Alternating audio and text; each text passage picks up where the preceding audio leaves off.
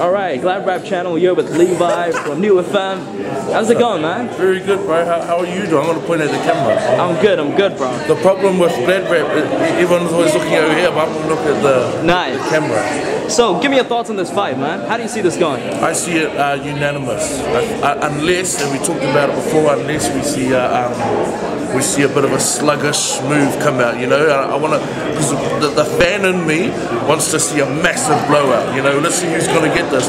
But the journalist in me says, I think there's just the anticipation, a little bit more careful, so a little bit of power and pull out, and then by the 12th round it's over, and then we have to get to the judges. So if you were a betting man, you're going to place on Joseph Parker going the distance? Yeah, I would say so. I'd say so. But I did that last time, and he won really early.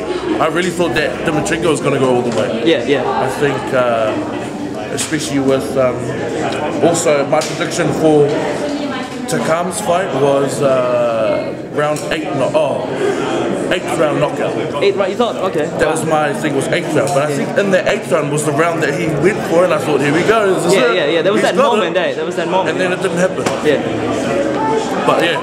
So what do you think of, Andy Ruiz training in California at high altitude, Big Bear, Abel Sanchez, Gennady Golovkin? Yeah, obviously they know better. I think we're all going, why aren't you here yet? Why haven't you come and done the usual thing? But obviously if there's trainers who are top trainers are saying, no, this is better, well then it must be better. Yeah, because they think the effects of that high altitude training is going to last for 15 days.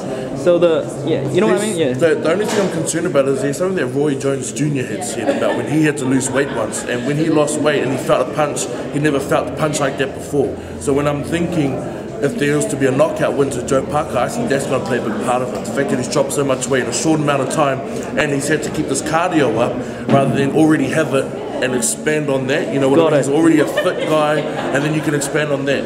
Joe's had that advantage. He's fit, he's strong, and then you can just go on top of that. Ruiz needed to lose weight first, and that's another time-consuming moment. And I feel like he's going to feel the impact a bit more like Roy did. It's pros and cons, eh? Like, so you know he lost the 20 kgs, that's extreme weight loss. But in one sense, you could say he got extra strength and endurance. Yeah. And on the other hand, that could compromise his punching power, right? Yeah. So it could go either way. So that's the thing. And then, but we all talk, because that's all on paper. But you never know. You never know. You never know what's going to happen. I mean, look at Conor McGregor and their MMA fight. They did. For me, I thought that would possibly go the distance and be a ground fight. Second round knockout with ease. I haven't seen him win a fight like that since before he had to pay to watch him.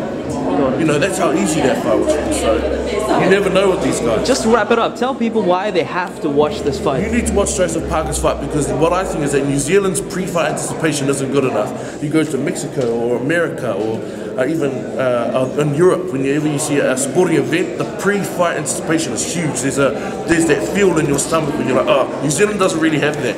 And New Zealand always gets on a bandwagon the day after or the night of the fight. Yeah. So let's get him behind him prior to and see what happens. Levi from Nui FM, thank you very much. Thank you, man. Yeah.